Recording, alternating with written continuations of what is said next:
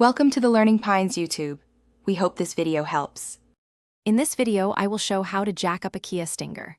First, ensure your car is on a level, firm surface to prevent rolling.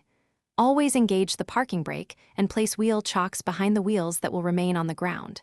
This crucial step prevents any accidental movement. Next, consult your owner's manual or visually inspect the vehicle's underside to identify the designated jack points. Using the wrong spot can cause serious damage or injury.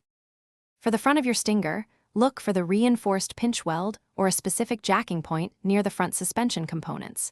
It's usually a sturdy metal area designed to bear the vehicle's weight. Position your floor jack, ideally with a rubber pad, directly under this point. Begin to slowly pump the jack handle, raising the car smoothly. Once the tire is just off the ground, immediately place a jack stand under a secure frame point for support before working. Moving to the rear, the jack points are similarly reinforced areas, often near the rear differential or along the pinch welds closer to the rear wheels. Again, use your floor jack with a protective pad.